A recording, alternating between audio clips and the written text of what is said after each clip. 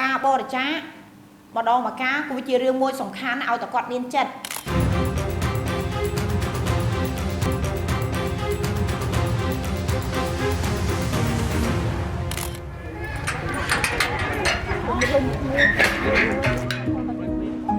ខ្ញុំស្គាល់មន្ទីរពេទ្យកុមារហ្នឹងចូលជាង20ឆ្នាំហើយពេលដែលខ្ញុំមកមន្ទីរពេទ្យកុមារដំបូងហ្នឹងពេលហ្នឹងកូនរបស់ខ្ញុំហ្នឹងគឺរលាកបំពង់កលក្ខណៈធ្ងន់ធ្ងរពេលដែលខ្ញុំមកដល់គឺអារម្មណ៍យើងដកជាប់នៅក្នុងចិត្តនឹងខ្លាំងមែនតើដោយសារឃើញឪពុកម្ដាយជាច្រើនដែលមកចាប់លេខជាមួយនឹងខ្ញុំ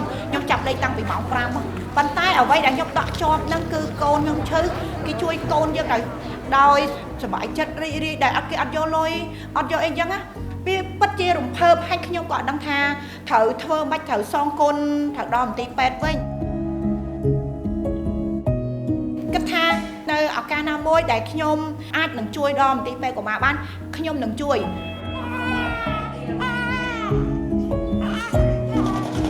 មកដល់ឥឡូវនេះខ្ញុំបរិច្ចាគជាង10ឆ្នាំហើយ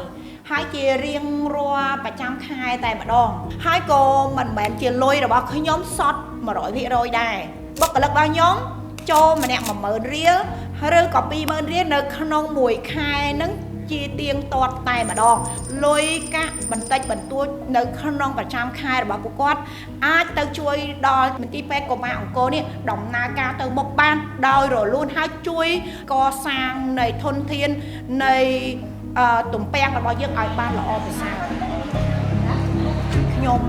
បដិញ្ញាថានឹងធ្វើសកម្មភាពនេះបន្តគឺដោយសារមូលហេតុមួយបងប្អូនដឹងអត់ជនជាតិបរទេសដែលមិនជាប់សាច់ជាប់ឈាមជាមួយនឹងខ្មែរតតសោះតែគាត់បរិច្ចាគថវិការបស់គាត់មកជួយខ្មែរយើងចុះអីយើងជាខ្មែរមិនជួយខ្មែរថវិកាបន្តិចបន្តួចរបស់បងប្អូនកុំគិតថាតិច$1 $2 របស់បងប្អូនពិតជាមានតម្លៃមិនអាចកាត់ថ្លៃបានចាសូមអរគុណ